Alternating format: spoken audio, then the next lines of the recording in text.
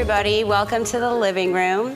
Thank you all for being here tonight. It's a great turnout. We're finally having the meeting that we were supposed to have back in December, and now it's February, so thank you all for being patient, because I know we've all been anxiously awaiting getting all these amazing groups together to talk about some of the challenges that we face in the lung cancer community and some of the opportunities that are created because of those challenges. So we've got a great group of people. I'm going to let them introduce themselves in a little bit. Just a couple of shout outs to everybody online watching. Thank you for signing in. Please give us your questions. Andrea is going to, she's over there feverishly moderating the chat session. So if you have questions for the group, send them in and we'll be sure to get to them. If we don't have time to get to them tonight, we will absolutely have the questions answered and then sent back out to you. So just make sure that you get us all of that good information. We're really happy to be able to have this forum to bring these people together to really talk about collaborating and how we all might be able to work together moving forward and what that would mean for all of you out in the lung cancer community. So with that, I'm going to turn it over to Mr. Chris Draft, all the way out from Atlanta. Well, thank you. Well, it is an absolute pleasure to be here. My name is Chris Draft, founder of the Chris Draft Family Foundation and co-founder of Team Draft. And this is amazing. This is amazing. This is my first time being here live, and I think you guys would have probably noticed me if I had been in here before. Possibly. I'm a little bit big. Maybe I stuck out that way. But it's amazing. The living room is it's a great resource, and I can see that it's tremendous in terms of having this audience that's here, along with providing online a forum to have a discussion and answer questions. So with that said, I'm going to introduce myself a little bit more, but I want to get right into it. We want to get right into really introducing this esteemed panel that we have here, and really going right in line with the really the title of today is Bringing Hope Home. And we have lung cancer advocacy groups uniting in the fight to make lung cancer a chronically managed disease. And so how are we uniting, and how are the individual organizations, how are they playing their part? Well, we want to start off with Miss Susan Mantel from Lungevity Foundation. And with Lungevity, if you can kind of talk about some of the changes that have happened in terms of, I guess, adding. I said earlier that you guys moved to DC, but you said you actually added. That's right. Yeah, so thank you, first of all, for inviting me to participate here. I love when we can all get together to work on this. Am I coming through okay on here? Is she okay? Good. Yeah. So Lungevity started out in Chicago, was founded by 7 lung cancer survivors. And then that movement has really grown. Initially just really focused on, but focused on research into treatments. And since then, it has also expanded to focus on research into early detection, as well as patient education services and peer-to-peer support. Our goal is to improve survival and quality of life for people affected by lung cancer. And that's for the people who have lung cancer, but also the caregiver community. Mm-hmm. We know, lung cancer is a team sport, right? Yes. And it really does take a lot of community to persevere over this. And so when we expanded from Chicago, actually 2 groups joined together, Protect Your Lungs, and we found that being in DC gave us a great opportunity to really advocate on behalf of the lung cancer community at a lot of different research forums. So when the DoD is having a panel, or there's a discussion about is there a better way to do clinical trials, different NCI or NIH meetings, we can be right there and be the voice of lung cancer, trying to represent all of you and the survivor community that's across the U.S. and make sure that lung cancer is heard. And I'm really proud that a lot of times, we are the cancer organization at the table, because decisions about research get made, not just, we think about lung cancer, or even the larger cancer world, but really the decisions get made taking whole portfolios of disease into perspective in our nation's capital. And we want to make sure that lung cancer has a loud voice, and it is the biggest cancer out there. So I think it's fitting that we finally are loud and proud there on behalf of making sure that we can get as much resource as possible. Awesome. Thank you. Thank you, Susan. And next up, Kim Norris from Lung Cancer Foundation of America. You had something special. I think everybody in here knows that Miss Valerie Harper, that was on Dancing with the Stars, had a chance to give you guys a lot of shout outs. And if you can talk about the organization, then also talk about what that meant in terms of that exposure from Valerie. Great. Thank you. I'm so happy to be here. Glad, Bonnie, Danielle, Scott, thank you for putting this together. Lung Cancer Foundation of America. I am the co-founder and president. My two other co-founders, David Sturgis and Lori Monroe, both were longtime survivors. Unfortunately, we just lost Lori after a 12-year battle with lung cancer. Unfortunately, she lost her battle, but I have to make a shout out to Lori. Gotcha. Because she was absolutely the epitome of an advocate, not only for herself, but each and every one of you in this room. She was a nurse by training, and she took the bull by the horns and stood up to doctors and questions, and as a result, she was on panels and committees through the National Cancer Institute, through the Department of Defense, and she was just really, really well known in the lung cancer research community. So she will be missed terribly, but definitely not forgotten. And trust me, she had an impact on each and every one of you. And I know she had a huge impact on me. So I was very, very fortunate to have her in our life. But David, Lori, and I, we founded Lung Cancer Foundation of America about 7 years ago. Our mission is basically to fund research for lung cancer research in order to find a cure. We're going to do that by funding transformative science, but by also creating the awareness. And we'll talk more about the lack of funding in terms of the parity of funding for lung cancer. We'll talk about that in a little bit. But many of you know it's underfunded, and we're not going to break open that funding barrier until we open the spigot and create more awareness about the issues facing lung cancer. So Chris was talking about our role with Valerie Harper. Although we are a nationwide foundation and we're actually incorporated in Minnesota, we have our base in Los Angeles, and we have many, many connections to the world of Hollywood and the whole entertainment industry. And we're just trying to strategically place ourselves so we can really take advantage of that. Valerie, we touched base and connected with Valerie last year. Valerie Harper, I'm sure many of you know. She, in the beginning of 2013, she was out talking about how she was diagnosed with brain cancer and she only had 3 months to live. And I was reading about that and thinking, oh, that's how sad. And then I read somewhere in the fine print that, oh, and she had lung cancer in 2009. And I went, wait a minute. She doesn't have brain cancer. She has lung cancer that's metastasized to the brain. So bottom line is we were able to connect with Valerie and her husband, Tony. Valerie had her genomic mutation tested. She tested positive for EGFR and is now on Tarceva and doing extremely well on it.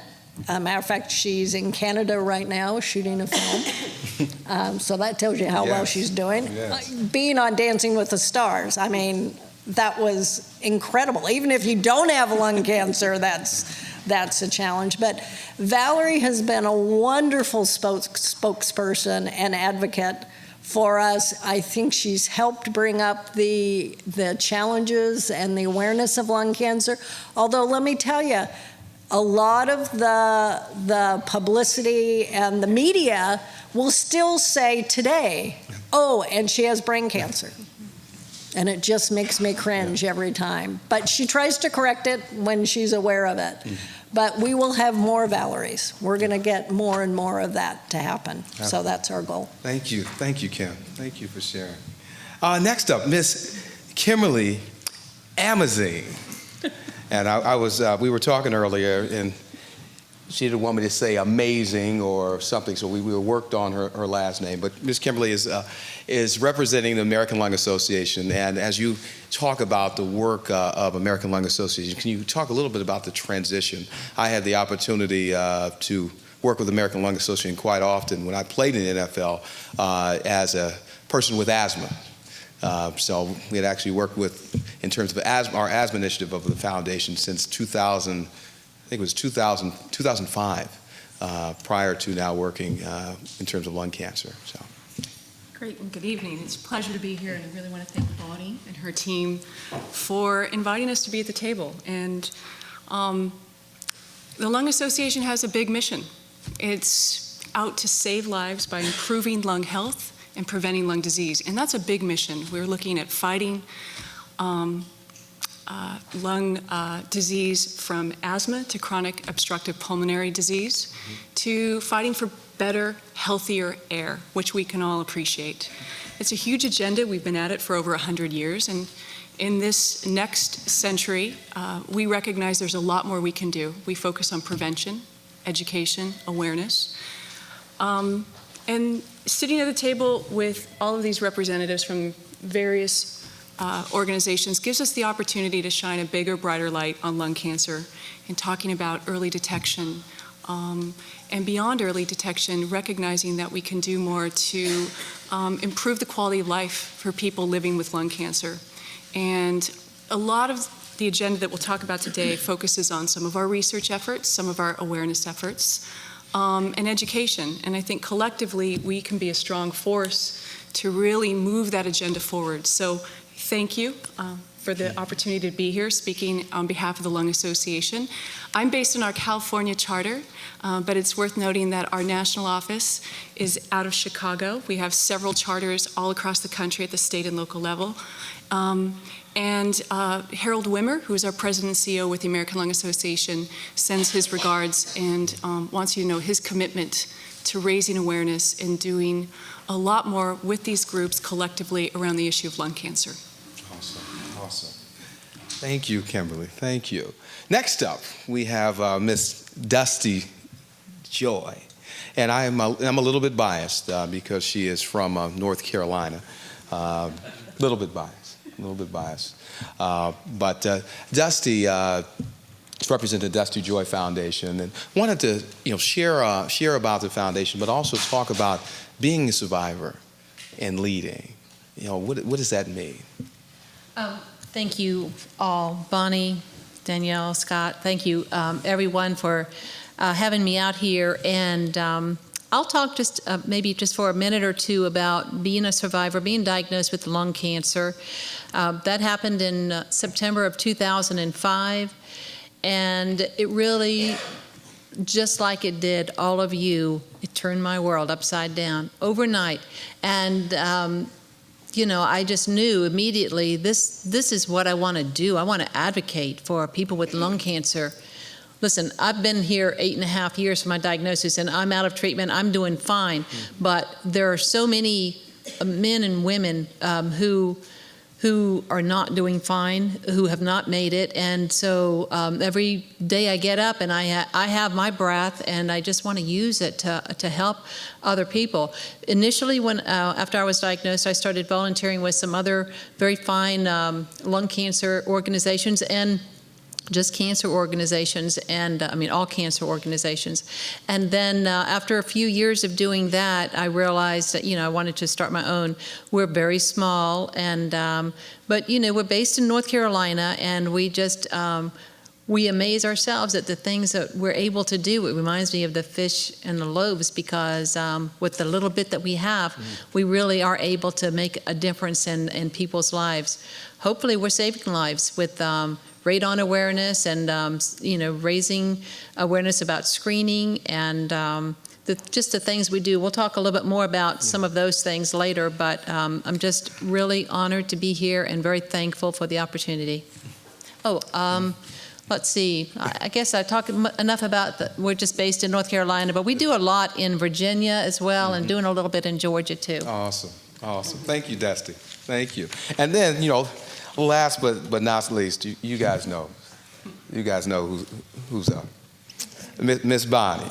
Miss Bonnie. And so I know a lot of people, they're already here. They know a lot about the foundation, but I think what I'd like to know is this discussion that's here, that's bringing everyone together. What does that mean to have everyone here? And there's a couple of them that weren't able to go but wanted to be here. But what does that mean in getting everybody together? Well, that's a great question, Chris. I love that. I'm not going to go into what we do because I think by now you know what we do. We fund research. We have events all over the U.S. Raising money for research. My love is the patient programs we have, including the one you're attending tonight.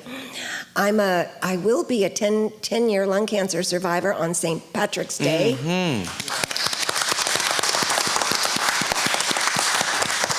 So I hope that makes you all hopeful that you can be like Dusty and I at some point in time. We came up with this idea to increase the enthusiasm and the reach we're making in this living room. I don't know if we've told you this before, but we've reached 450,000 people in 144 countries.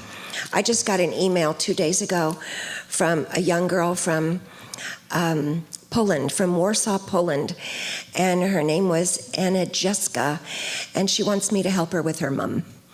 And of course, I am helping her with her mom. But that was, so rewarding to see that email, to see what we've all done together. So in light of all doing things together, we decided a few months ago that we wanted to do a 3-part series because our goal, our foundation's goal, is chronically managed lung cancer by 2023. Now we only have 9 years left. I'd love to say cure, but I think that's a stretch. So we're going for chronically managed and then cure. But we thought the only way we can do this, we can't do this by ourselves, no way. So it's only going to happen with major collaboration with life sciences, with the major institutions, with community hospitals, with the researchers, with the Lung Association, with everybody involved in lung cancer. So the first live stream we had, and I'm sure many of you came the day after our gala, which was insane of us to even think about doing, but we did it. And we invited some major physicians and researchers from across the country, and one that was conducting an amazing clinical trial in the US. So we thought we would start with them and ask them what they were going to do to make this a chronically managed disease. We had a great day. Then the next one, we were going to do the foundations next and the patients at the end, but it didn't work out that we could do that. So we had the patients in on the panel, and some of you that are in the room today did the patient panel, and that just made my heart beat 10 times faster, which is never good for me. To see what these patients wanted to do on their own and together to help us reach our goal. So then now, we've invited these amazing people with amazing initiatives of their own together. We've opened up our database. We've opened up our patient database. We've opened up our donor database. Because there's probably about 30 or 40 people in the room tonight, but there's many people online, dialed in, that are watching what's happening here tonight. And we are thrilled to be able to bring these people to San Carlos, California, from Washington, D.C. and New York and the Carolinas and Georgia and all these amazing places in the South. This is the final closure for our 3-part series to help us make this a chronically managed disease. together. It's going to happen so much faster together than it is working separately and individually. So I hope this is the beginning of some major partnerships and collaborations for your benefit to make this a disease that's survivable. Wow, amazing, amazing. Well, there were a couple other groups. I think, again, it's important to know that all the groups are working. This is kind of an everyday thing that we have to make a difference. And there were a couple other groups that could not make it, but they wanted to make sure that they sent some words that would help people understand what type of organization they are. And then also want to make sure you understand that, again, the commitment of the Bonnie J. Addario Lung Cancer Foundation is to really bringing everyone and being very inclusive. So with that, Uniting Against Lung Cancer, which actually is based in New York City, they were not able to attend, but Uniting Against Lung Cancer is dedicated to funding innovative research and raising awareness to find a cure for lung cancer. One of the board members in lung cancer survivors, Meryl Brawlower, we are all in an uphill battle to make progress for those with lung cancer and their families. Together, we can leverage our resources and talents to enable lung cancer research funding and awareness to have parity with other major cancers. So, Uniting Against Lung Cancer. The seventh, the seventh group that was going to be here, Regina Vanderveer was the executive director, and it's formerly the National Lung Cancer Partnership. Now they are rebranded as Free to Breathe. They are based in Madison, Wisconsin, and they are a collection of physicians. They are physician-led in this organization. And she says she was very pleased to offer this statement of support for the Bonnie J. Addario Lung Cancer Foundation Living Room session on advocacy groups coming together. It has been inspiring to be part of a collaborations with lung cancer and other organizations. One example is our collective effort to bring patients information on clinical trials through our lung cancer call to action campaign with Emerging Med. This collaboration initiative allows anyone visiting a participating website to find an easy to access 1-800 number and chat feature to find clinical trial options matched to their individual disease and health issues. Free to Breathe has also been fortunate to be part of research funding initiatives with United Against Lung Cancer, Lungevity, and other foundations. We look forward to many more collaborations like this in the future. So that is the rebranded, formerly the National Lung Cancer Partnership, Free to Breathe. Free to Breathe. So again, awesome, bringing everybody together. This is not something that happens very often. And again, I have to say thank you. Thank you for the commitment made by the foundation here. Thank you for the commitment to having this living room series so that more people can be educated. And then I have to say thank you because I think everybody in here understands that lung cancer is not something that you jump up and say, I want to be a lung cancer advocate. I don't think anybody has done that. They woke up in the morning and jumped out of bed and they said, oh my goodness, can I be an advocate for lung cancer? So sharing a little bit of my story and a little bit of our organization, Team Draft, is that my wife Keisha was diagnosed with lung cancer in December of 2010, right after I finished up playing in the NFL. It was my 13th year. I was with the Washington Redskins, came home, and my wife was challenging me to do P90X with her, and she was challenging me to run a 10K with her. And being a linebacker in the NFL, I was thinking, no way am I running a 10K. But any of the husbands in here, they're around here. They understand. You say no first, and then you say yes. And if you're down in the South, then you know what you say. You say yes, ma'am. Yes, ma'am. So my wife was diagnosed, just amazingly in shape, and was diagnosed December of 2010 with a little shortness of breath. Diagnosed at Emory, and unfortunately, we got a very clear indication of the facts and really what lung cancer is about, and that is that anyone can get it. We found that out the hard way. She was diagnosed with stage 4 lung cancer. We found out very quickly on how difficult it is to diagnose it early. And then in terms of a treatment, we saw how the treatment can work. But then sometimes, and most of the time, it slows down. But we also saw people that were fighting. We also were able to be educated and to be encouraged throughout. And we saw the importance of family. We saw the importance of friends. And that's really what we have been committed to from Team Draft, is really taking that spirit of my wife, who again passed in December of 2010, taking that spirit and saying that we are going to embrace life as we go through this battle. It doesn't matter if we're doing research, if that's not focused on people and not focused on life. It doesn't matter if we bring awareness, if it's not about people. It doesn't matter if we have early detection, if that's not for people. It doesn't matter if we have better treatment, if that's for mice and not for people. It doesn't matter if we have research, if that's just so scientists can show off and get Nobel Prizes. It is for people. And we know what the ultimate goal is, and that is to have more survivors. So with that, we're going to start a little bit more of this conversation off and ask some more in-depth questions, so that we can not just get you guys got a sense of the organizations, but we want to get a little bit more sense of, what are the, kind of the fight, and what are some of the answers in that fight right now as we exist right now. So if we want to start off with Miss Kimberly Amazeen from American Lung Cancer, Lung Association. And so the question, what in early detection screening options, what early detection screening options are available? Okay. Well, let's just be really clear. I think everybody in this room would agree lung cancer has a bad reputation.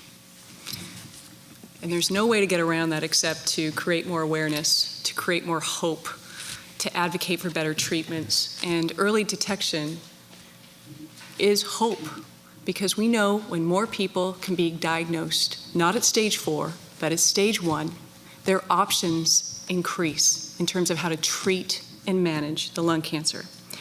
So let's start with the basics. It's just been a couple of years where we've seen research that's pointed to early screening with low-dose CT scans that really help improve options and treatments for high-risk populations. So we've got to start right at the basics. And just in the last 2 months, when you think about just 2001, really, we're talking about the National Lung Screening Trial, which really started to kind of address that early screening could save lives. Fast forward, just a couple of months ago, the U.S. Preventative Services Task Force came out with recommendations as it relates to CT scans and low-dose screenings. But it is for a certain kind of population, and that's a high-risk population. That population is defined as persons 55 to 80, either current or former smokers, with a 30-pack history, which essentially means that they smoked a pack a day for 30 years, or in a condensed timeline, you look at smoking 2 packs a day for 15 years. But think about that. What that represents just in the United States alone is roughly, looking at the numbers, 7 to 8 million people who are eligible, who meet this high-risk population. And early detection means you're asymptomatic. It means that there is no outward sign of distress. And if we can get the word out through awareness, through working with the providers, and continuing to create more opportunity to work with populations that are at risk, we know we can save lives just on that alone. Now, that doesn't address the fact that more people are being diagnosed with lung cancer who have never smoked or are former smokers. And there's a lot more research, a lot more science needed to develop what those early screening tools are going to look like. Some of that we know is caused by unhealthy air. We've had an agenda to clean up this air. When you think of just diesel emissions, think about cleaner fuels. Think about what the EPA is doing right now to set better standards to clean up the air. Those things matter. And it was just in the fall that the World Health Organization came out with some conclusive evidence that says air pollution does cause cancer. So there's a lot of ways to start to address this issue. Early screening through CT, low-dose CT scans will save lives. but only if people know about it, and only if we can get the word out to that high-risk population. And then we've got to start looking at building the science base and the research that will allow us to do continued awareness for those who have never smoked, because we know that's a growing population. So I invite my fellow panelists up here to talk a little bit more about how they think we can combat that problem. But right now, those are the facts. We know we can save lives. We've got to get just that high-risk population to understand their options, because if they can get treatment at an earlier stage, it is likely that they can prolong their life and live a better life. Great, great. And I think just in a review, she said from 55 to 80, and it's a high-risk population, and that population is someone that's 30-pack-year smokers. And I think sometimes when you hear that, that can be we talk about stigma a lot, and we talk about just the state of lung cancer. That can be a little bit heavy to think of that as success, but that is success, and that is a great starting point for a disease that hasn't had a reliable screening tool. And this is something that we can be excited about across the board. And it has to start someplace. So when you look at starting with high risk, you just have to start there. So we've started at high risk, which allows us to then start working our way down and chipping away. So when we look at early detection, what are we looking for? So right now we have a low-dose CT that is for high risk. But when we look at kind of the future, if we have that crystal ball, what are the things that we're looking for in terms of early detection? What types of other diagnostics do you see coming here in the future?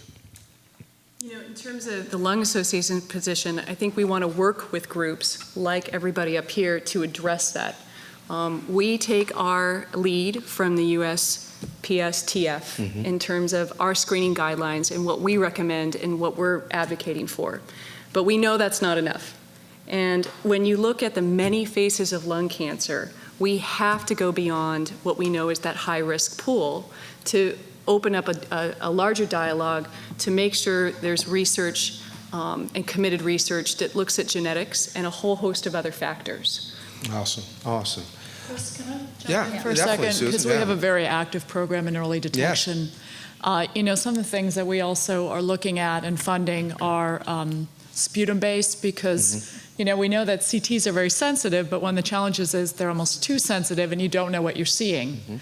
And that can be very invasive. Those of you who have had some of these tests know what I'm talking about. So I think what we see is that looking at different less invasive ways, first of all, is complements to CT scans, so that if you're getting a signal that there's something there, there's another way to figure out what it is before you have to start doing biopsies. And then ultimately, and this goes to the non-high risk population, but I think that non-high risk population is at this point the majority of people that are getting diagnosed, right? That if you can have something that is, and it could be breath, it could be a breathalyzer test. Those always make for good stories, the Cyranose and the dog analogy. And it's really interesting. There's a lot of sensitivity and some cool stuff that's going up at UC Davis, I know, around that. That we can find a way that it becomes part of more of an annual physical, the way we're getting screened for a lot of other things, and so that it doesn't have to happen sort of by surprise, and we can really get it early and in the full representation of the population. So there's some exciting stuff going on that I think will complement that. And in the meantime, having a rollout in the high-risk population, continuing to show that it works, because now we're seeing all these confusing stories about breast cancer, that mammograms may not be doing anything, and I'm thinking, oh my gosh, who would have thought lung cancer is ahead of breast cancer right now in proving value on this? So I think I'm sorry, to Susan's point, breast cancer is over detected. So is prostate cancer and colon cancer. If you look at every single human being, if you went every year and got a colonoscopy and you got a mammogram and you got a PSA test, and you would be doing nothing but getting tests. I think if we talk about what was just said here by Susan, and define a larger base of people that can be at risk for lung cancer with sputum tests, cheek swabs, blood tests. There's a lot of research going on out there in blood for early detection. And then now we define who really needs that CT scan. And it's going to go way beyond just a smoker, because less than 20% of all the people in the world that smoke ever get lung cancer. So all people that smoke don't need a CT scan. Awesome. And again, what we're showing, we want to, hit those points is to really show that we're progressing. For a long time, there wasn't a screening mechanism. And we know what is, in cancer, the game plan is simple. Prevention would ideally be the best thing. But if we can't prevent it, then we have to detect it early. That would be second to prevention, and then after that, then we have to treat it. So the fact that we have something, it says that we're moving in that right direction. We started with high risk, yes, but we are moving in that right direction because they're not slowing down. Again, that's what you can hear right here. There's nobody slowing down. We know we have to keep on moving forward.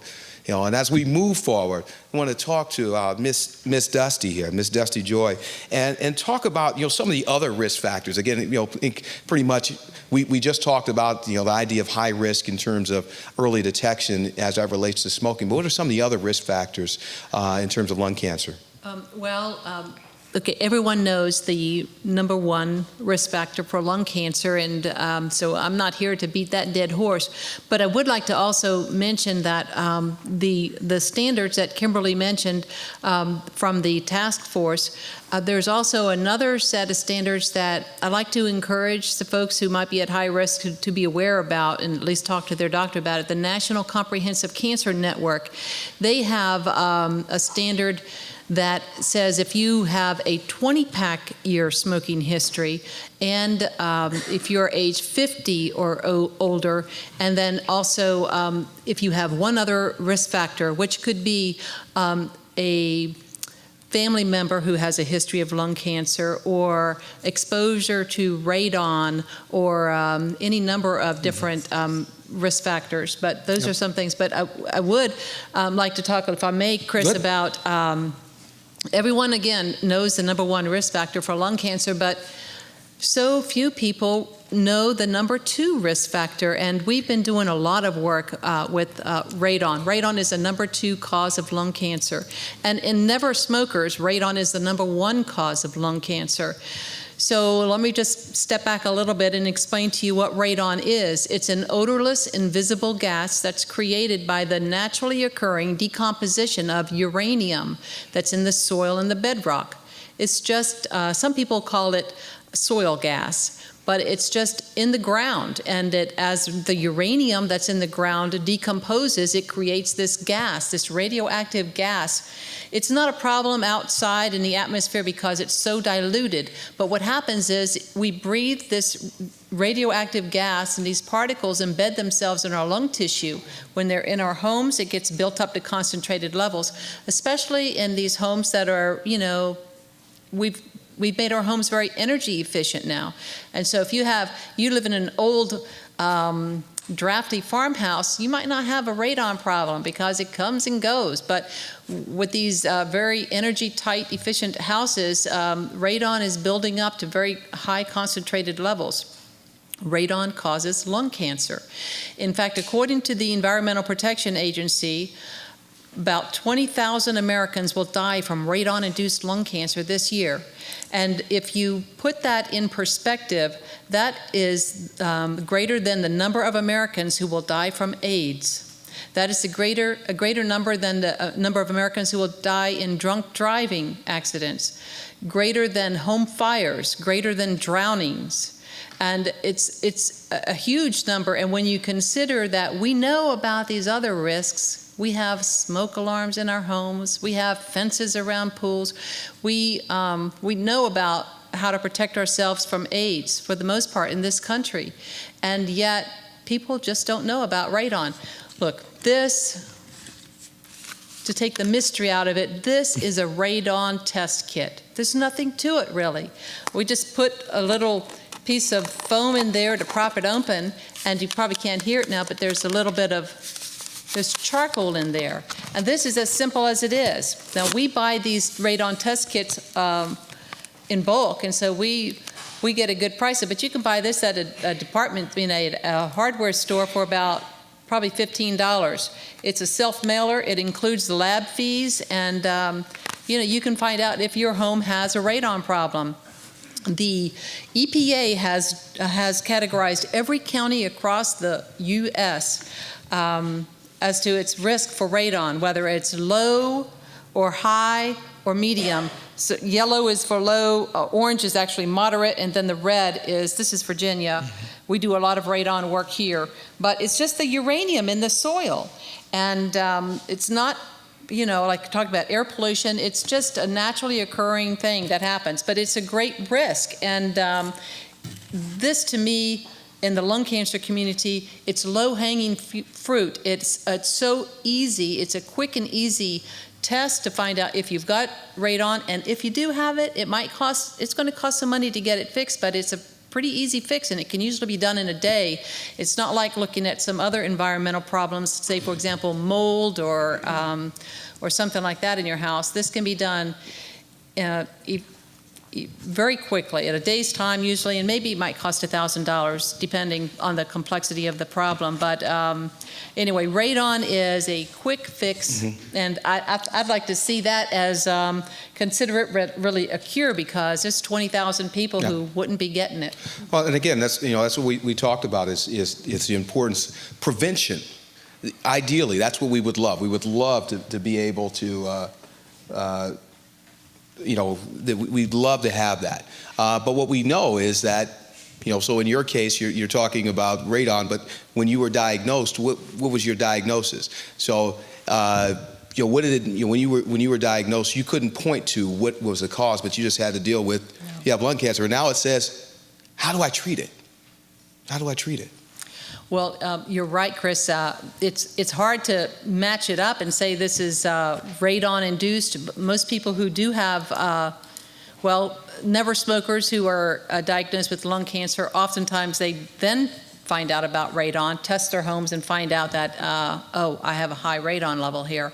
So, but yeah, more importantly, what do I do now? How do I treat my cancer so that because mine was diagnosed early. That's why I'm surviving, and I'm a huge proponent of early detection, whatever that is. Blood test would be great. I wasn't considered high risk, but I would like to see something non-invasive so that we can, for people who are, half of the people who are going to be diagnosed are not, they don't consider themselves at high risk. They're not considered at high risk by anyone, really, by anyone's standards. Half of them are former smokers, and the majority of them quit more than 10 years before their diagnosis. And then another, 15 to 20% never even smoked. So we really need something for these folks. Well, and that's what that's what we're looking at. So we kind of laid out the idea that there are some things that can be done as it relates to prevention. But I think, as we know in here, a lot of times that's too much of the focus when we're talking about lung cancer, that it's only seen from that particular side. But what we know is, again, that's only part of it. That we're not always going to be able to be able to find it early. We're not going to be able to just prevent it, just like any other cancer. Just like any other cancer. So as we look at that, and we talk about this changing face of lung cancer, we talk about people that are dealing with cancer, and we say that we haven't been able to prevent it. We're not able to catch it early, which unfortunately is what happens in most cases. Talk about clinical trials, Susan, from Lungevity's perspective. Talk about what that means in terms of the importance of treatment and knowing that lung cancer can be treated. Yeah, it was interesting. I read a study recently of over 5,000 people, and they were asked, clinical trials. How many of you or your loved ones have been affected by clinical trials or helped by them? And a big 57% said they had been, which is amazing to me. But then when you ask them how many of you, but it's only 57%. Who knew anybody or who felt they had been helped. And then when they were asked, have you filled a prescription in the last month, 90% of them had. Where do you think these drugs are coming from? And that's the thing, like Chris was saying, we need more drugs for people, because until we're participating in clinical trials. And I think there's a lot, we've been doing some things together over the years. This is my 10th year in the lung cancer arena. So I want to talk about some of the successes too, because I know we always feel like there's more to do, but there's some things we've been doing already, and I think we can keep building on it. But we're just going to keep healthy mice, and we're not going to get more healthy people, And we have some exciting options coming through. A few of us are going down to a meeting in Santa Monica this week that's just on targeted therapies. And targeted therapies is kind of broad now. It includes immunotherapy too. And last year there were 180 presentations on over 80 different drugs that were in development. But, a big concern there is, are we having enough people participating? And I think, when you look at the participation rates, for cancer in adults, it's only 3%. Optimistic studies say 5%. The lung cancer numbers I've consistently seen are 1%. So we're participating at an even lower rate than the overall adult cancer population. And yet when you see kids and you see what's happened with pediatric cancers, there's been huge successes there. Pediatric leukemia, lymphoma, that used to be a tragic death sentence. And now the survival rates are 70, 90%. But that's because the majority of kids have participated in clinical trials. And I think, when we think about what are some of the things, Kimberly was saying lung cancer has a bad reputation. I think clinical trials have kind of a bad reputation, right? And part of that is, I think it has a bad name, clinical trials, right? Just a trial. One of my heroes in the lung cancer world, Wynn Burkle, who works at Cancer Care, and he's been a social worker there for many years, once suggested that we call them patient-assisted research studies. And I really like that name because it really reflects how much, it's not some doctor doing something to you. It's us as empowered people participating to move the research forward. And so I think the way we talk about it could be a lot more positive, and I think that's something we could all be doing, collectively, doing a better job of really explaining what they are and celebrating some of the successes. Is anybody here on Tarceva or crizotinib? Yeah. I mean, those are exciting advances, and they weren't there when I started working in this field 10 years ago. It has dramatically changed. And again, really exciting times, but we need to keep the research going, and we need follow-ons there. I don't know what the question format is. So, Susan, why don't you talk about, because I find a lot of people fear of clinical trials is they're going to get the placebo. Well, Kim, thanks for mentioning that, because I was kind of taking some notes in terms of some of the myths. Yes. Chris and Danielle came up with some great questions that I've been thinking about. I think that's probably the biggest one, that people think you're not going to get, if you go into a clinical trial, you might not get treated at all. And that's not true for most classes of drugs. I mean, that's not even true in antibiotics. If you went into a clinical trial there, they treat you with gold standard treatment, the best treatment available.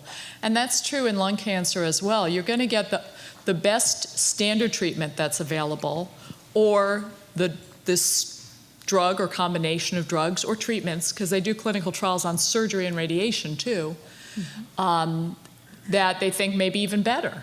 And so it's not that it's, you might not get treated at all. And in fact, the treatment support and settings that you get tend to be gold standard too, because, they have this protocol of how everything has to be followed up. So there's no chance anybody forgetting anything. And well, I think, if I can add in terms of a question, as we've kind of pushed into genetic mutations, how does that change clinical trials and the idea of them being, the screening method to see if that clinical trial can work for you? As we talked about Tarceva, we talked about ALK. I mean, there are specific mutations that go along with those drugs. I guess, Bonnie, if you would. I'd love to talk about that, but just before that, one of the biggest problems in clinical trials is the fact that 80% of all cancer patients are treated in community hospitals. And community hospitals, for the most part, rarely offer clinical trials. So a big part of the issue is that patients can't get to clinical trials if they're not being treated in a major institution. So that's a huge issue, and I know our foundation is tackling that with our with the program. But on the targeted, the molecular targets like EGFR and ALK, which most of you are aware of, and ROS1 and a few others that some of our folks have, those trials are becoming much more, they're targeted trials. They're trials that are just focused on that particular marker. And they're doing more and more and more of those. In fact, most of the clinical trials now are focused on a particular marker. And the patients that are in that trial are working toward a very specific drug that in most cases they already know works for that marker. And then other trials are repurposing drugs that have either been taken off the shelves and not used because when they were originally discovered, they were used for such a small portion of the population, there was no return on investment. And we can't get mad about that because that's how business works. But now we can go back, and if those markers show up, we can take that drug off the shelf and make it part of your cocktail. And, hopefully, and this is, one of the things that will lead to chronically managed cancer. It's a cocktail of drugs, and it's many more options. We also know that the mutations can change during your course of treatment. One moment you have EGFR, and the next moment you can have ALK. So there's a drug already waiting for you. We're at the cusp of this, but it's amazing and revolutionary to where this is all going to go. I also think there's an interesting shift in clinical trials. I've been doing this for about 10 years now, and I think the old model was you put a drug out in a clinical trial or a treatment, and if it only was successful in 5 or 10% of the patients, that was deemed not successful. It was deemed a failure. Well, wait a minute, not if you were one of the 5 or 10% of those patients, it certainly wasn't. And a lot of that I can use specifically the EGFR mutation. Before they even knew that the EGFR mutation was being affected, there was a drug called Arisa, which was even before Tarceva. And they were giving Arisa to lung cancer patients, and they couldn't, all of a sudden they noticed that in 10% of the patients, it was a miracle. Now, the rest of the 90%, it didn't do any. And again, normally that would be considered a failure. But they finally started looking, wait a minute, why was it successful in that 10%? And through research and trials, they were able to discover that in that 10%, in fact, that 10% had the EGFR mutation. Yeah. And that's what started the line going for Tarceva, which followed the Arisa drug. So there's been, I think, a shift in clinical trials the way we look at it now. Yeah. And especially in the numbers of lung cancer. 10% of lung cancer patients is a huge number. Yes. And even for pharmaceuticals, that is a good business model when you're talking that many people. Because let's face it, a lot of it still comes down to money and profit, unfortunately, sometimes, with the pharmaceuticals. But that's still a big number. I just want to say something to kind of underscore what Susan said is timing is everything when it comes to clinical trials. So if we just step back, if you've just been newly diagnosed with lung cancer, you want to know what all your options are, because once you start treatment, that limits your options to clinical trials. And so just to be able to pick up the phone, I know all of our organizations have a commitment to funneling people to clinical trials. We're participating, Lung Association is participating with Emerging Med and some other partners. We all are. To this matching service. And I think that's really important. So we need to get the word out about how important it is. Once you're diagnosed, before you start treatment, pick up the phone. We'll walk you through your options when it comes to clinical trials. And I think when we're looking at this, what we're showing again that's hope. When I look at my wife, she was in shape, she was strong, she was was doing P90X, man. She was challenging me to do P90X. Prevention, no. Early detection, no. And I think what's important right now is, again, as we're changing the face of lung cancer, we're making sure that it's clear that it is treatable. And then as you hear the panel discussing clinical trials, as you can see that we are progressing.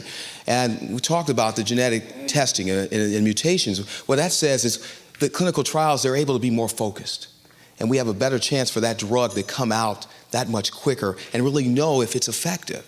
And I think, now in talking with Bonnie, if you can talk about what is that kind of that bridge that we have to work through. You already alluded to how many lung cancer patients are in community hospitals, but how do you bridge that gap in connecting it? Well, there's no incentive for private oncology practices to participate in clinical trials. It takes time, it takes effort, and it takes money.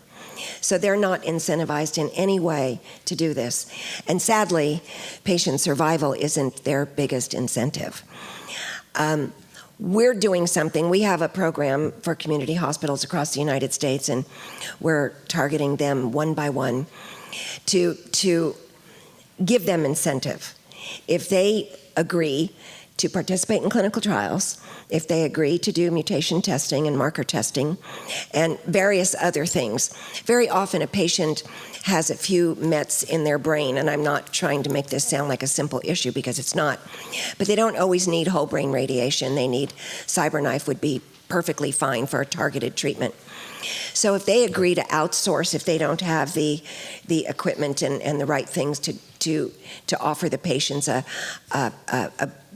bigger and larger and more complete offer of services, we in turn, if they agree to do all of these things for us or for the patient, then we will put them on a referral list and refer patients to their facilities. So now they can become a lung cancer destination rather than just a community hospital. And community hospitals can't always, and this is a limit of finances for themselves as well, they can't be the jacks of all trades. They can't be the masters of everything, but they can be the masters of some things. And right now, to treat breast cancer or colon cancer or prostate cancer, is really, there's an amazing standard of care for all those diseases, and a standard of care that's across the board, across the United States and across the world, doesn't exist. Each hospital has their own standard of care, but there isn't a unified standard of care that includes all of the things I just spoke about. So our goal, I think there's, how many community hospitals in the United States? 4,500. 4,500? 4,500. 4,500. We only want like 100. We don't need 4,500. We need to have them geographically placed where patients can get to them. And then they can do clinical trials, and this makes it a better world for you. You have someone in your own backyard or in your zip code. We know patients will travel. We all have patients that are traveling across states to get the best treatment. But let's face it, not all patients can do that. They need a place that's reasonably close to home, that they can get to by car, and they don't have to take an airplane to get there. So that's one thing. Awesome. Again, you see the changes that are necessary. We're talking about treatment. We talked about clinical trials, but then we talked about the access of being able to get to those, and seeing that it requires really kind of calling people out at times to make sure those things are happening. And that's the hope today, and continuing forward, is to educate and empower anyone that's dealing with this disease so they can ask those questions. So as we look at these things, one of the things I want to ask is, Dusty, you talked about radon and never smokers. So what's a website that you can go to if you want to know more about it? Well, you can go to radon.org. I believe it's .org. I apologize. Let me just check here. we get these radon test kits from AirCheck, and I believe it's just radon. I can't remember if it's radon.com or radon.org, but it's one or the other. We have a website. You could go to radonred.org as well, but it's more regionally focused. I'm sorry. Or you could contact us. Good. Or we can go to Yes. the Dusty. But I'd like to, if you don't mind, Chris, you were asking me earlier about, as soon as you get that diagnosis, and I think it's really critical. I'd like to bring this up again and maybe talk to Bonnie and some of the others. Bonnie, you were diagnosed a long time ago, and as was I. I was diagnosed at a comprehensive cancer center. I asked for molecular testing, and I was denied it. And I just, for the love of God, I just really want to encourage everyone to get tested. But Bonnie, could you speak to that? Absolutely. And your doctor is still going to know best what to do for you. And very often, even though you've been tested, they still may start you on a different treatment regimen, but they'll still know that you have that marker in your back pocket for future treatments.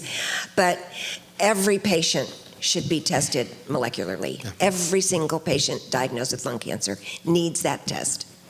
Yeah, and again, we're looking at, this is the change that's happening, is the ability to even be tested. My wife was she was negative for EGFR and ALK, but we know that. And I can say that I feel good about knowing that. She actually was positive for a HER2 mutation, which is not very common in lung cancer, but very common in breast cancer. But again, we were empowered by knowing that. And I think as we put these things together, again, we talked about from screening, we talked about from radon. And again, the key as we look at this is that there are so many people, and there's survivors out here right now. We have a couple of survivors up here in front, and you can see what they look like. You can see what our survivors are. You can see that this picture of what lung cancer has looked like. That is not it. And it's important that the more we show the faces, the more that we change the face, and we are active in doing that people understand that these are people that need our help. And when we see that there's been changes. There have been a lot of changes. Again, we can see that there's changes in prevention. Yes, that's good. But that's really where the focus of lung cancer has been. We see that there are some changes with early detection. Some, it's a good start, but it's not there. With treatment, yes, we've got some good changes. We're talking about clinical trials. And clinical trials with having more information, more science, have made it where these clinical trials can be more fit to the individual so we can understand if it's safer and which ones are going to actually work. But when we look at all that, I think, Kim, what I want you to talk about is really how do we move forward? And I think, it's obvious. We've kind of built to this is that we've got to get more funding. We've got to get more funding. Absolutely. So all these concepts we've been talking about are wonderful and awesome and great. But without money to fund it, it's not going to go anywhere. And that's one of the biggest challenges that lung cancer has faced over the years, is the lack of funding for research. So, it's interesting. Maybe 10 years ago or so, there was a project called the Cancer Genome Project. You've heard of the Human Genome Project, where they mapped out, human DNA. Well, this project was to map out cancer tumors, hard tumors, solid tumors, and the DNA of that. Luckily, lung cancer was one of the first 3 that they tested it out on. And a lot of the results that we're hearing about today as far as targeted therapy came directly from that Cancer Genome Project and the results that happen. The bottom line is, though, the reason I brought that up is there is tremendous excitement and hope about lung cancer research. I really believe we are on a precipice of discovering just wide open new treatments and therapies and early detection and everything else for lung cancer. We're getting close. One of our major obstacles, though, is the lack of funding. So let me give you some perspective on what we're talking about in funding. I'm assuming most of you know that lung cancer is 30% of all cancer mortality, kills more than breast, prostate, colon, and pancreatic combined. The numbers are huge. In terms of its impact on public health, from a public policy standpoint, it is huge, yet it only gets a fraction of the funding. So let me give you some examples of that. The DoD, Department of Defense, it has had a long-standing research program going on for quite a while. And breast cancer, when I talk about breast cancer in these numbers, I'm saying lung cancer community, we need to learn from what they did, because they were highly successful in getting funding for their disease. So the Department of Defense, since 98, has funded over $1.6 billion, that's billion with a B, dollars in breast cancer research. Comparatively, for lung cancer, they have maybe funded, I think it's around $60 million. Million with an M. And that's only happened in the last 3 or 4 years. That's it. The most research funding comes from the government. I mean, so the National Cancer Institute, the NCI, that's what they do, is fund research. Just to, again, put it in perspective. So, total in 2011, the federal government funded over $1.1 billion in breast cancer research. They funded $334 million in colon, $424 million in prostate, only $214 million in lung cancer research. So the funding on the public side is not up to par with its impact on the impact on public health. Now let's talk about private money. I mean, so we're all foundations, we're all trying to raise money. That's considered private funding.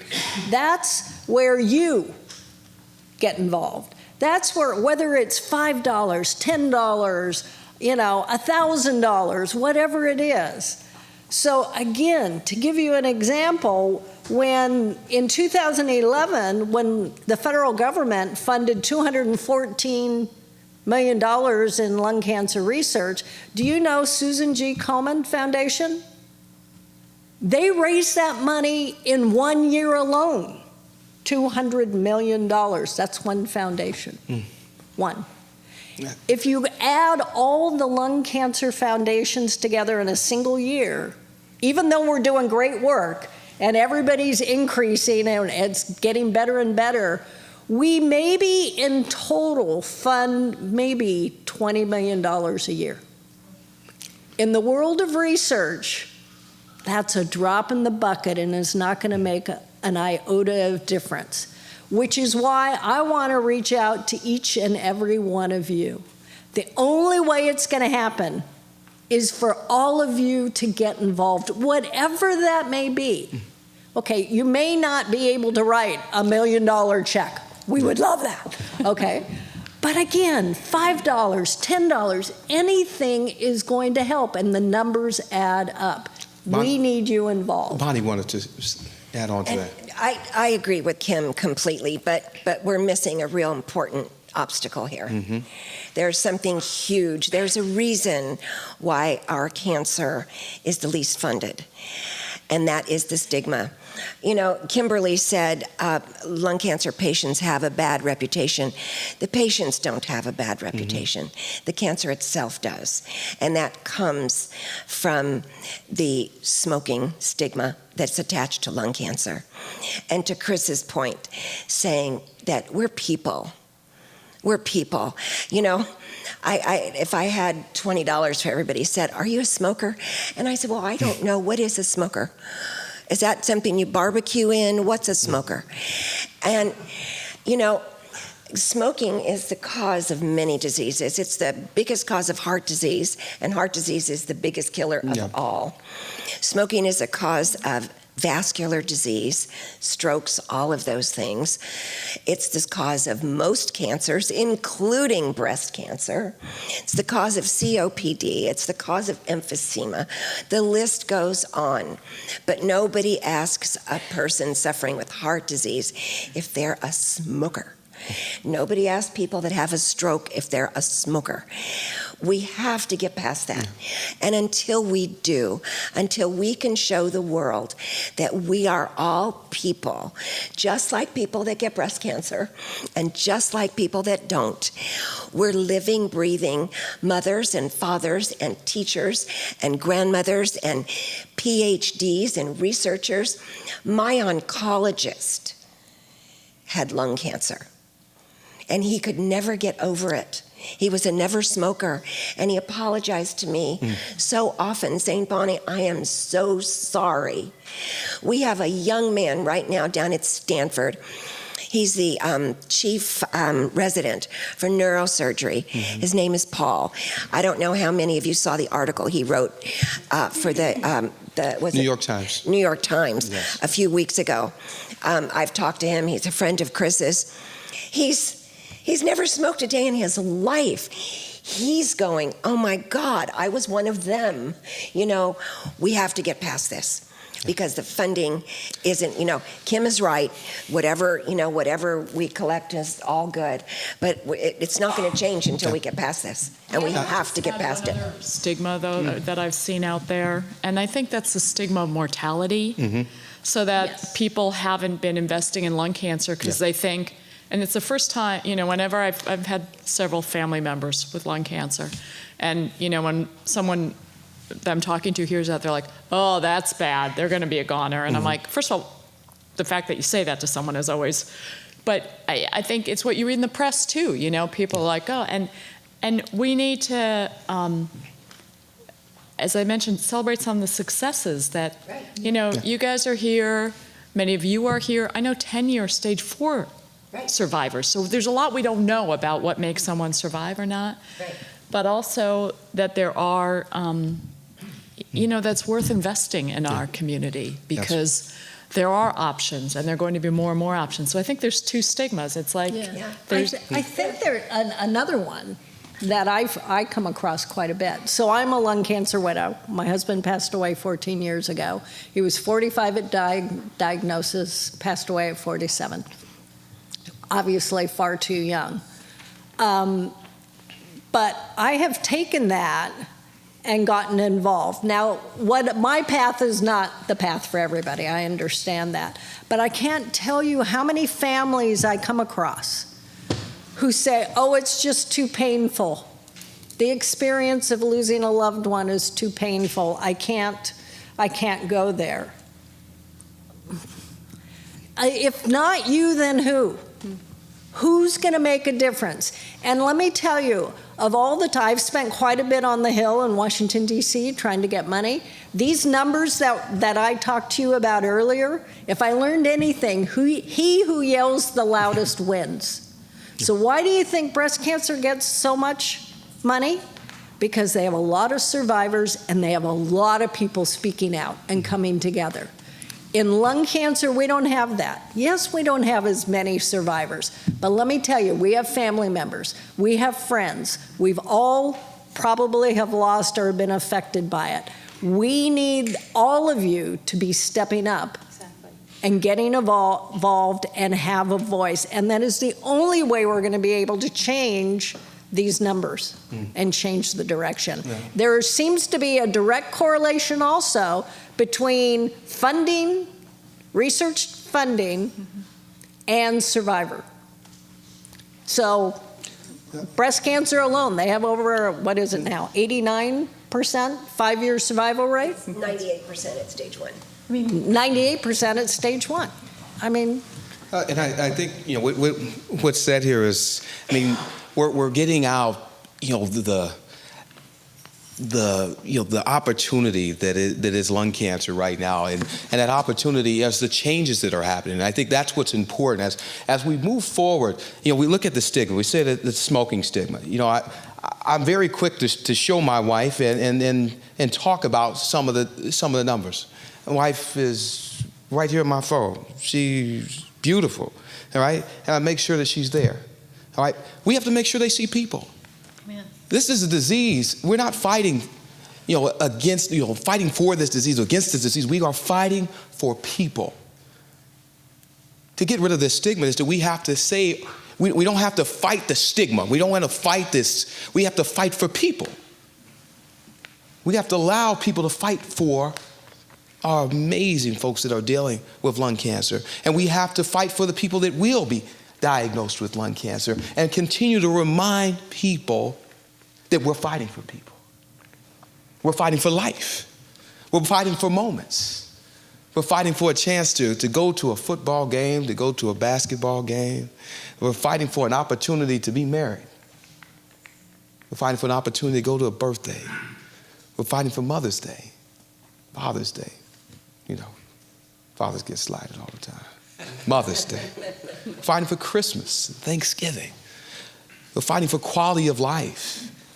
To hang out with your kids, to throw the ball with your kids, throw a football, throw a baseball. That's what we're fighting for. If that's not what we're fighting for, then we're wrong. We're fighting to wear running pants in here and cool shoes, But we're fighting for people. When we talk about fighting the stigma of death, I think everything that you guys heard up here is that there is hope. Now, we have to keep that hope in context, but it says we're moving. We're moving in that right direction, but we're moving in that right direction because it is about people. It is about people. In that right direction, when there is a change, that's a change of quality of life. When we talk about Paul, who's a neurosurgeon, he was at Stanford when I was there, and Paul is benefiting from Tarceva being a first-line therapy. And what does that mean? That means his hair didn't fall out.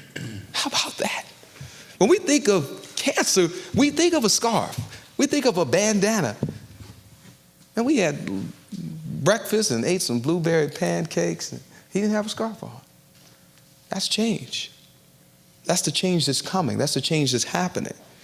Right? We have to encourage people in that. We talk about painful.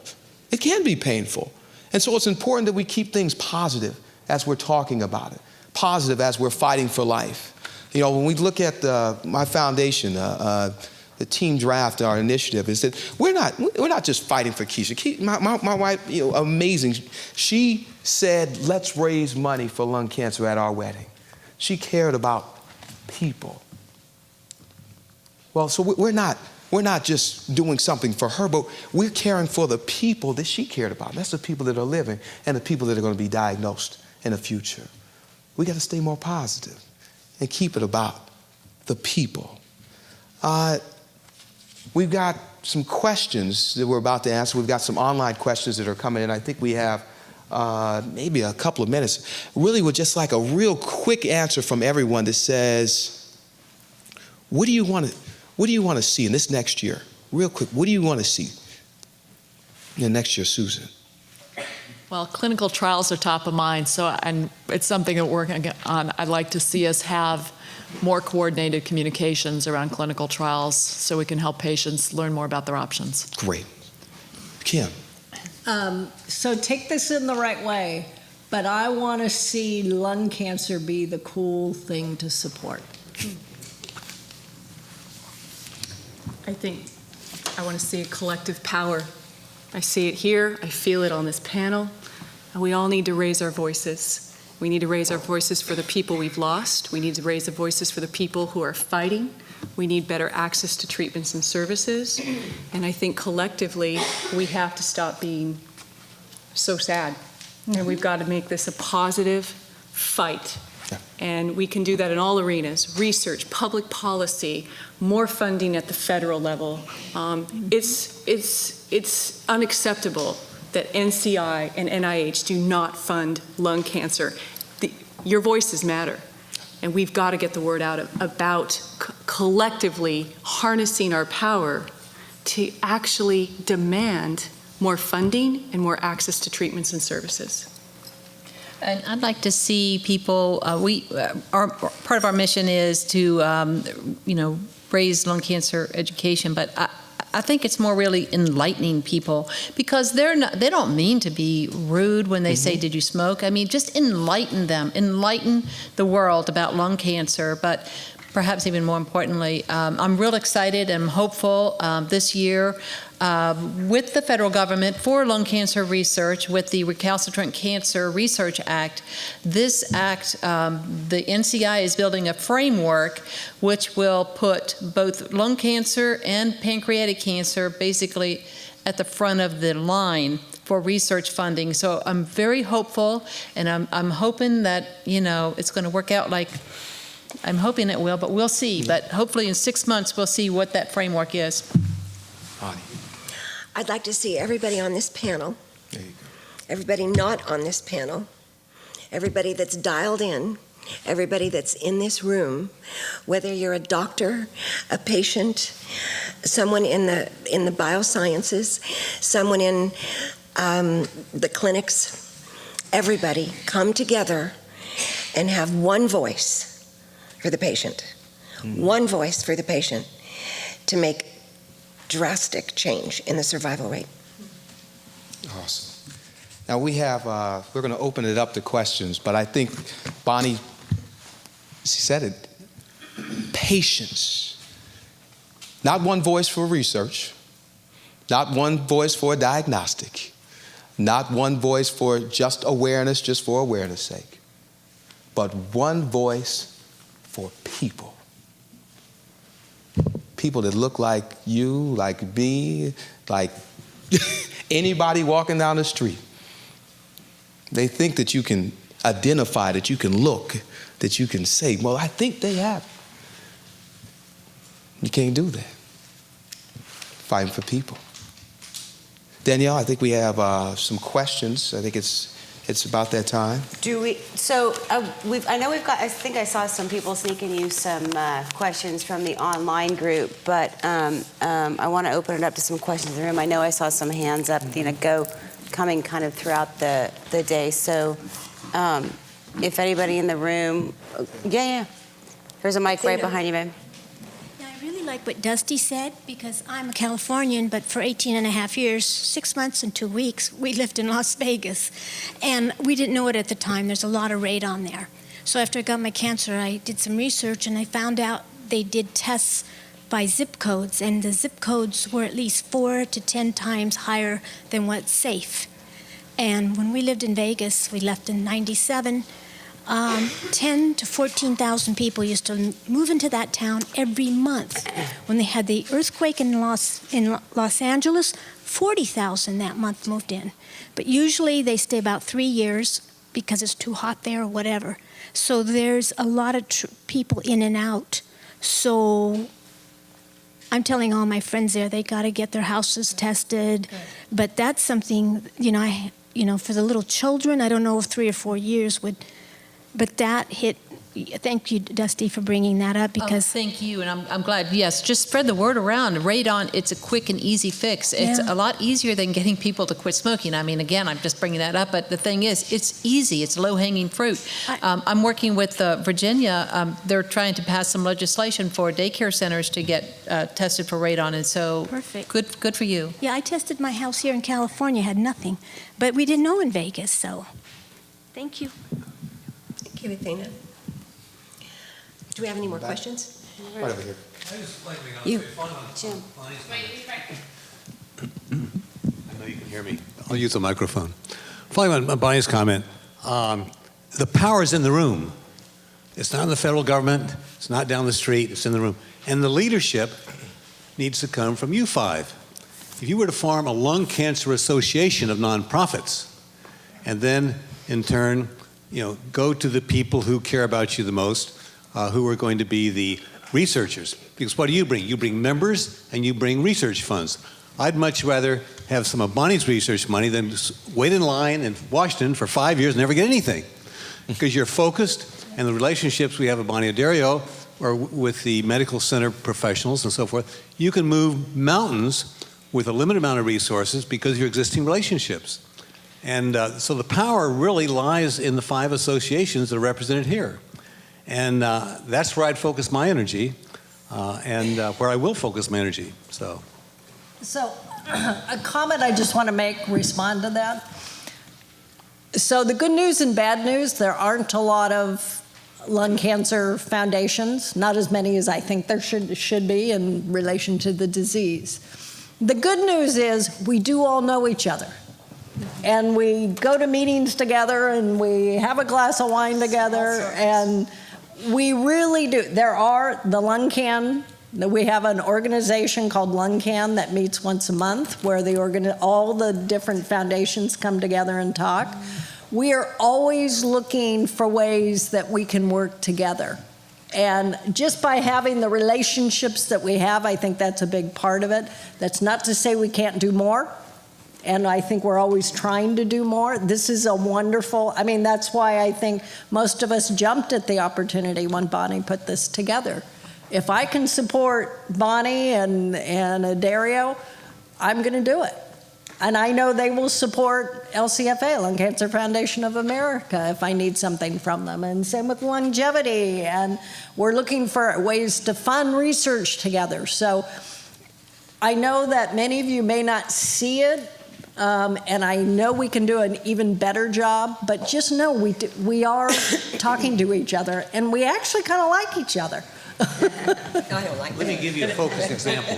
I should say, Kim grilled me right before we got up here today. She wanted to know how much we were spending on research, and I thought that was a pretty fair question. Right? We're new friends. The great picture And the Lung aside. Association is spending 20% of its research and grant portfolio on lung cancer, and specifically around early detection.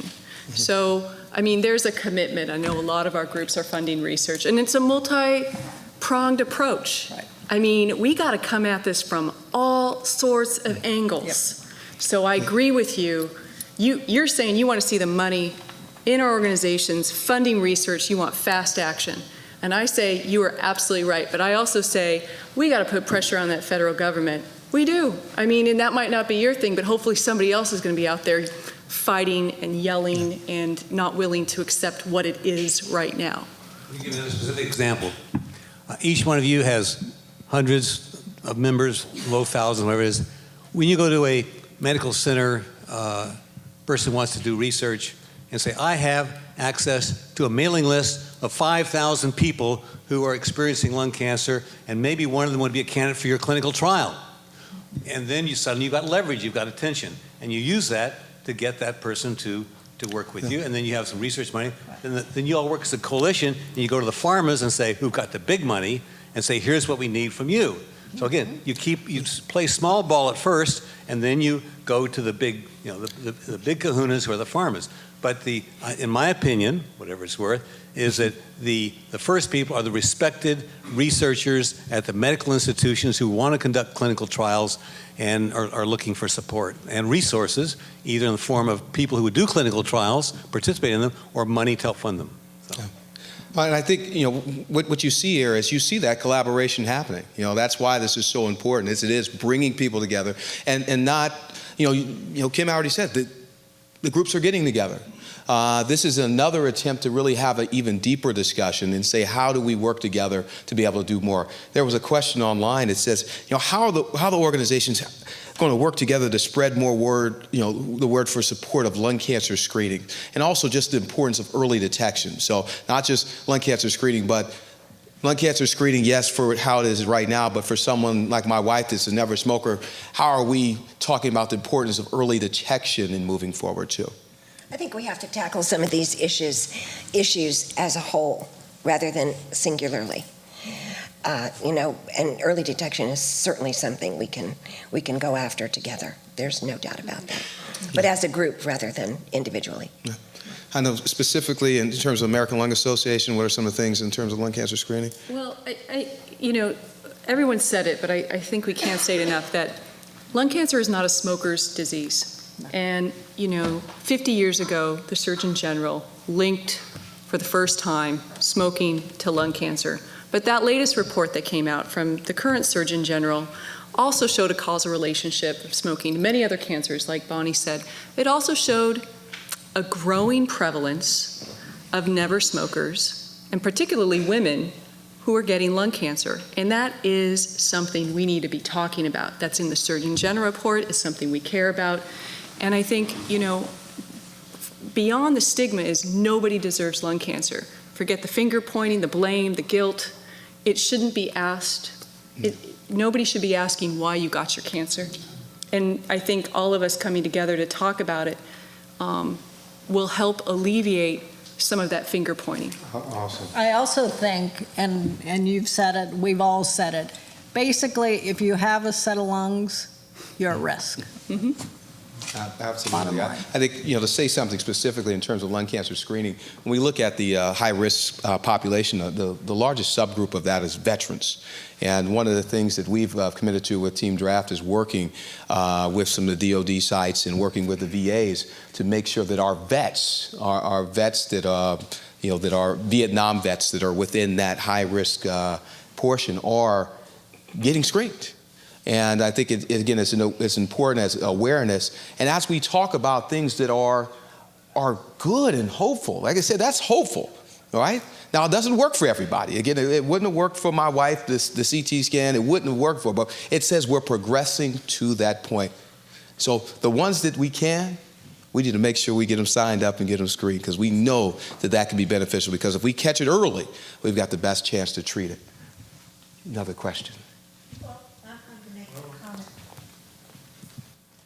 It would be beneficial too for people to see survivors.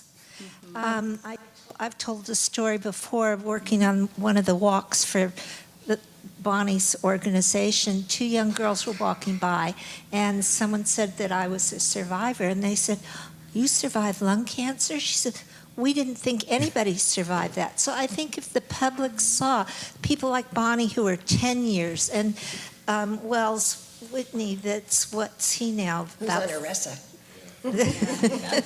But I mean, there are people, and I think the public needs to know that it's not just a death notice, that there is hope. And if they get the faces of people who are surviving this, that it would be helpful. Awesome. Thank you, Sally. Again, I want to say a little bit about the work that we're doing. People have asked me. I played in the NFL for 12 years, and my wife actually danced in the NBA for 5. And they were saying, "Wow, NFL should be able to do this, or NBA right away." And unfortunately, we haven't been positive enough at that point when first we're going to them to make it where they could be so supportive. So what we did is we created a Survivor Series. And our Survivor Series says that we are going to bring awareness for lung cancer, but it's always going to be by first having a survivor and allowing the survivor's story to really tell the change that is happening. And when we did that, the NFL was absolutely supportive. The hockey was tremendously supportive, NBA is supportive, Major League Baseball, and MLS. And so exactly what you're saying, Sally, and I think, again, that's what the theme is here, just as Bonnie has said, is it's about the patient, which is a survivor. From the beginning, is a survivor. Any other questions? Back here. Hi, I'm new here, and I'm very interested in hearing about the role that insurance companies play in this whole arena, because it's great that there's all this effort on early detection, but a lot of times it seems like you have to fight so hard, and then you get denied a number of times for some simple testing, then all of a sudden, boom, it's stage 4 lung cancer. And curiously, I haven't heard anyone mention in insurance companies yet this evening. So, did I ask a question? No, you know what? And I think when we started the meeting, we talked about, we've got 5 people here. We picked 5 challenges. Our challenge list is this long. And the payer situation is most definitely on it.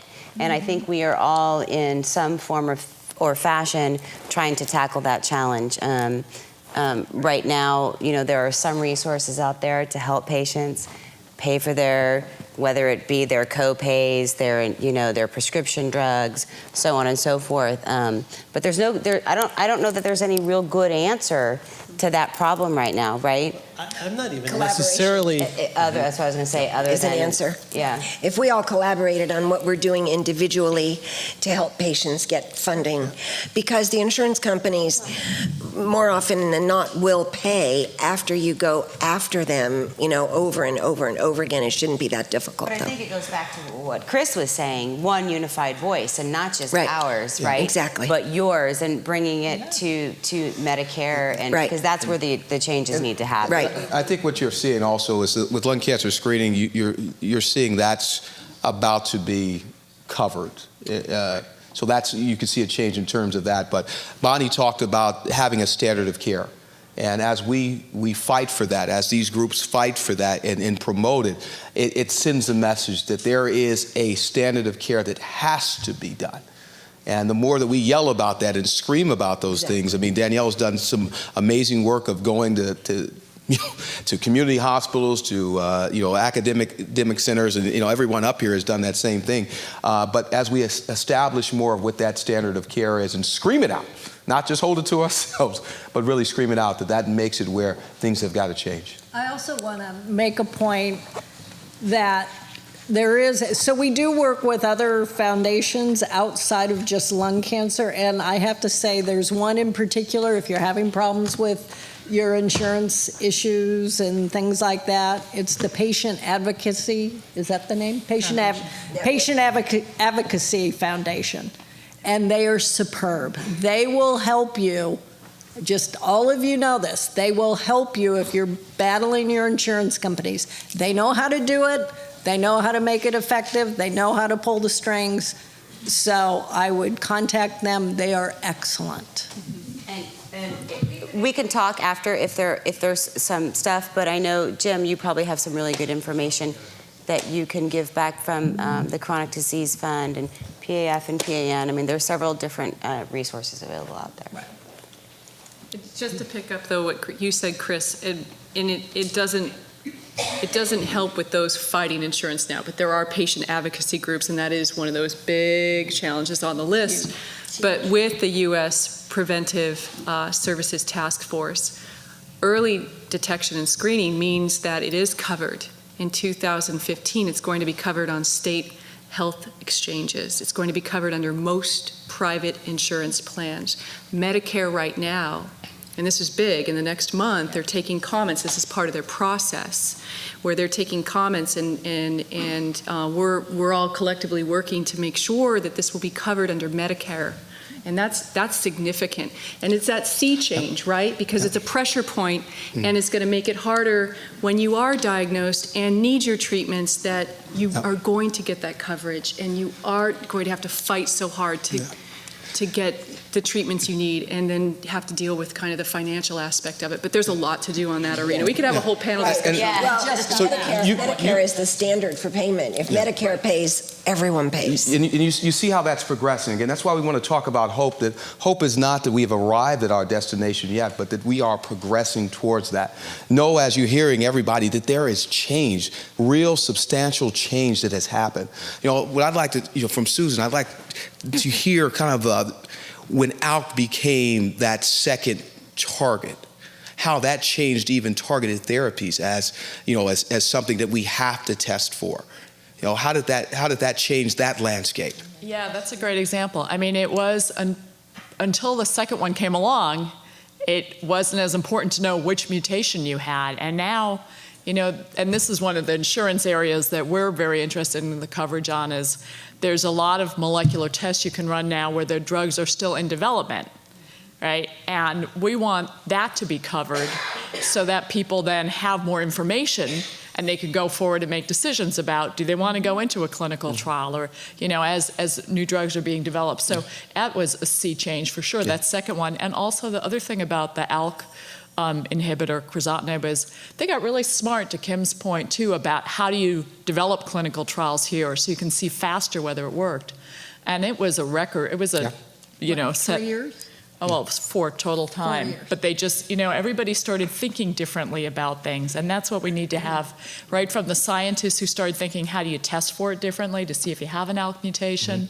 So it was a really exciting story. And I think it's, a reason that there's a meeting like the one we're going to with 180 presentations in 2.5 days. It's Yeah. crazy. And, you know, if a patient is having, let's say your clinician is recommending that you go on a certain drug and you're having trouble getting it paid for, you can also say, well, is there a clinical trial with this drug in it that I can get on? And then you get it for free. You know, so you always have to be looking for plan A and plan B and plan C. Yeah. You know, other thing, don't too, always is just have one plan. Many of the pharmaceutical companies, if they have the drug you want to be on, many of them have their own foundations that if you can't afford it, they will help. And again, what you are hearing, I mean, these are changes. You know, when we talk about ALK, we're talking about 2011 of that being approved as, you know, FDA approved. When we talk about screening, that's really when the National Lung Cancer Screening Trial come out. That's in 2011. So we're talking about changes that are happening, that are right here, and that we have to continue to support them. And I think that's when the plea is to make sure that everyone in here, that we share this information. And if you have questions, to continue to ask them. The living room chat is here for those. If it doesn't make sense, you know, there are people still watching right now. If it doesn't make sense, ask your questions. Ask your questions. But when you're asking them again, know that change has been happening. It is happening. Any other questions? Any other questions? All right. Well, I guess we're going to go to, in terms of working together right now, as we see we're leaving here. I know most of the folks are going down to ISLAC, but as we leave here, we talked about what do you guys want to see more kind of individually for your organizations. But I think my man back here, he had a question. And that says, how can we work together more? Where do you see us working together? Where do you see collaboration? Chris, if I could just respond quickly to that. You know, we are working together, and some more than others perhaps, but this the LungCan membership, we're meeting I mean, Bonnie is going to be hosting us right here in this room next month. So we're real excited about that and really coming together and hopefully rolling up our sleeves and coming to some breakthroughs on how we can collaborate and make a difference more. Awesome. LungCan. You said next month. It's happening. March 11th and 12th, right here. Right. Kim, where do you see that collaboration? Oh, I see it ongoing and happening all the time. One of the things that we've talked about and that I think we can still do a better job of, many of us fund research, and we all have scientific advisory boards that help advise us on what research, because we're not experts. We know enough to ask the right questions, but we're not experts. We all have kind of world-renowned scientific advisory boards, and there's a tremendous amount of overlap on all our boards. So how can we come together more and jointly fund? So we've had many conversations recently with some bigger organizations. So you all know about Stand Up to Cancer. You've probably heard about that. We met with them, and if we wanted them to fund a lung cancer research team, what do they call them? Dream Team. Dream Team through Stand Up to Cancer, they wanted $12 million in order to do that. Yeah, I'd love to get that, but we don't have that. So how can we... They wanted you to pay them $12 million Yes. to fund you, to fund Yes. lung cancer? Oh. Yes. That's how much they're saying that's how much you had to come to the table with. What? How much sense does that make? Well, that makes no sense. Exactly. They're dreaming. But my point is, you know, we have the ability to create our own dream teams. Yeah. We know the people. We know the people that are really the movers and shakers in this world in lung cancer research. And I think we can do more and we've talked about that in the past. We've tried to do it.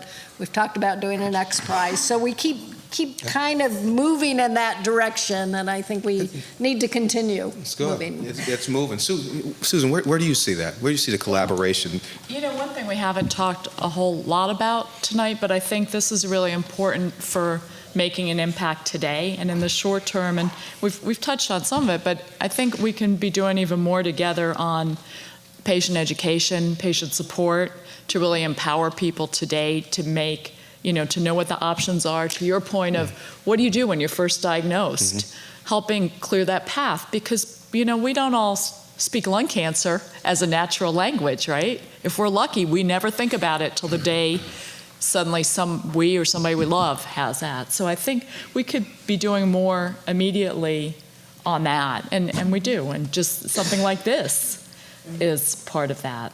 So I think that's an area where I'd like to. And in terms of clinical trials, how do you see that? How we can increase that? You talked about having a low number. How can we as a group work together to increase that number? What do you think in terms of that? Well, I think this comes back to, again, having more common language, communications. I mean, we've done some work on this by the partnering with Emerging Med, so everybody had a similar portal. And Emerging Med is nice because there's a live person you can talk to, and I think that helps, that you can talk through things. But I think there's more we can do to make it more visible on all of our sites. I know we can. And when we talk about research that's happening today that we could be supporting by helping people understand why that would be a good option. Question. Joyce, right behind you. Microphone. A couple years ago, there was an advertising campaign, Nobody Deserves to Die. Yes. I'm trying to remember who funded it. Lung Cancer Alliance. Was it Lungevity? Lung Cancer Alliance. What? Lung Cancer Alliance. Oh, okay. I thought it was incredibly effective. I think that there was a lot of controversy about the way they rolled it out.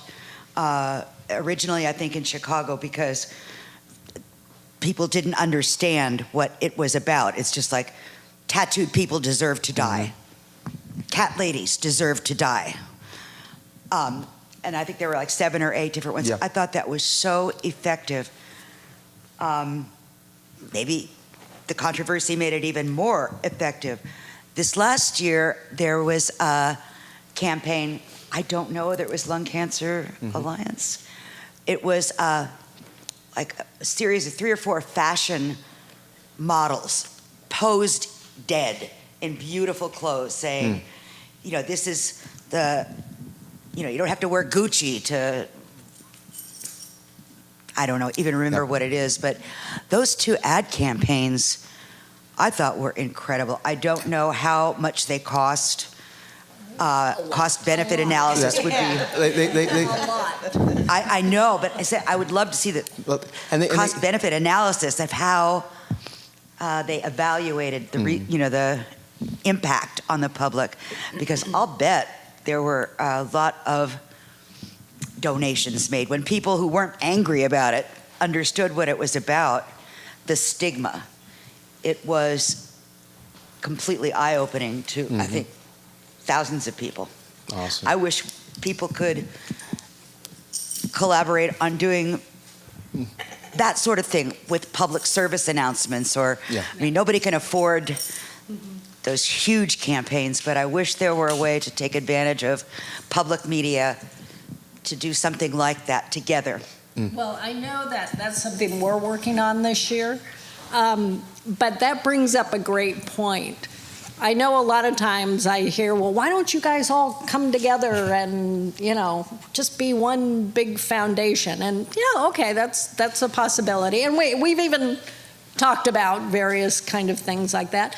But I think the important thing to note is, as we've already discussed, the list is this long.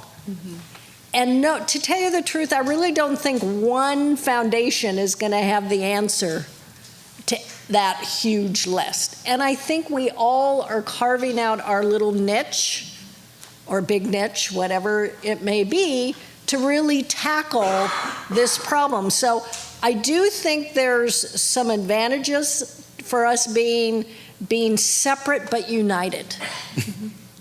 And I guess that's what we all have our role to play. And as long as we're coming together and talking and working when we see opportunities together, I think that's the key. But awesome. The list is this long, and nobody is going to have an expertise in that whole list. And to your point on I really enjoyed that campaign as well. what our small foundation is doing is we've got a billboard, and it's really kind of for shock purposes, I guess, but a billboard on Interstate 85 in Georgia, and it says, "We heart smokers. Find out why. Go to livelong.org." And then we have, I've written a story there. I said, of course, we could no more write off smokers than we could, redheads. And we love redheads too. So, because they're our mothers, our brothers, our sisters, and our sons and daughters. So we're addressing the stigma there. And then in Winston-Salem, and just about a half a mile from RJR's headquarters, we've got another billboard that says, are you 55 or older with a smoking history? Find out if you qualify for lung cancer screening. And we also, and again, it's kind of unorthodox, but we have matches. We right around the corner from my house, there's a smoke shop, and I give them 2 boxes of matches a week, and they distribute matches with the message on it about lung cancer screening. So we just try to get to the target audience. We want to get people at high risk. So whatever we can do, we do. I think we have only a little bit of time left. And If there's Bonnie, some housekeeping. Are you going to? No, it's one really quickie. Yes. It's just a challenge. I would really love for us to pick one thing. Maybe it's a coalition to drive people into clinical trials. Something that's measurable, that we could, work on together, that's for the patients, that will have some effect on their outcomes and their survivability, and be able to measure it. We need a win. We need a big win. And that will lead to another win and another win. I know we're not going to stop doing what we're doing individually, but I really think if we did something together that was measurable for patients, it would be huge. there we go. And I think that we could take any one of the individual challenges we talked about tonight, or the laundry list of others that are on there, and have, like you said, Kimberly, our own independent living rooms just on each and every challenge, and we would suck up the 2 hours and still not have enough time. And I just wanted to make sure that we went over a couple of things. One of the things that I know you guys all know I hate to have to do, but I know you've all asked me to do it, is to share when we've lost someone, and that when we need to keep them in our thoughts and in our prayers. And since the last living room, Jennifer Lee and Kathy Curry have passed away. So their families have reached out and asked that I share the information with all of you. So please keep them all in your hearts and in your thoughts. They're obviously going through a rough time right now. And now for just some of the housekeeping. Of course, I'm going to get to the thank yous for these amazing people in just a second. But I want to real quick give you guys a heads up about next month. Dr. Malcolm DeCamp will be coming out from Northwestern. He's a thoracic surgeon out in Chicago. He's really excited to come and talk to you all about some minimally invasive surgical options and lung cancer in general. So that will be it's going to be March next month, right? That will be our March meeting. And we'll go back to, living rooms as usual. We'll start with the around the rooms. I know in doing this 3-part series, I haven't gotten to hear from a lot of you in a long time, other than, on phone calls and emails, about sort of updates, not only what's happening with you and your treatment process, but how everybody's families are doing and vacations and all that stuff. So I'm really looking forward to next month. An absolute heartfelt thank you goes out to everyone here today. Chris, you did an amazing job. Thank you so much for taking the time. Susan and Kim and Kimberly and Dusty and Bonnie, who you guys will all see next month. You guys know, when you try to contact, us or any one of us here, how crazy we are. These people are equally as crazy and dedicated towards making a difference in this disease. So I know how hard it is to get here, and I just thank you. And they came on their own dime, yeah. Across the United States and up the coast and what have you. And that is meaningful that you really do care. It matters. It And really wanna does. make a difference. And we all know it does. And Dusty, I think, was mentioning that we are hosting the Lung Can meeting next month. And I'm actually hoping that some of what happened here tonight will help sort of push the needle forward even in that meeting, in the agenda, and some of the outcomes. How many members are in Lung Can? Do you know? It's about 20. Yeah. Okay, yeah. Yeah. So I obviously want to say, I know, am I getting one of these yet? Yeah. A huge thank you, obviously, to all of you in the room, to everyone online who signed in, whether you asked questions or not. Thanks for the click and thanks for the watch. Thanks to all of you who will be catching us on cable TV and or after the fact on the Ustream and or the edited version. Obviously, a big thank you to our generous supporters whom without we could not bring this to all of you. So to Genentech and Lilly and Pfizer and Celgene and Safeway Foundation and who am I forgetting? Oh, Biodesics. Danny. Well, I get to Good Penn girl. TV after. All these amazing crew guys, I know I thank them after every living room, but I don't know that I thank them enough. And to Rocky in the back room with all his big, heavy equipment. Thank you from the bottom of my heart for Penn TV and what they're able to provide for us, as well as to the Office Bar and Grill for the food. And Garrett's giving me the, I don't know if it's 2 minutes or 2 seconds. I think it's 2 minutes. We can keep going. I can't thank you enough. There is some dessert up on the piano. Please feel free. A big, huge thank you to Athena for bringing cake for everyone to enjoy tonight. And don't get upset, but Bonnie and panel have to rush out in fairly short order to make a dinner reservation for these lovely people who I'm sure are starving, that have, some of whom have traveled all the way across the country today. So thank you all again for a wonderful night. I think I have 2 more seconds. I want to give a shout out to my daughter, Emily, in the back room, and her friend, Lauren, whose dad also happens to be with Penn TV. They know one another from school, for coming and helping tonight and just being here, being a part of it. Thank you.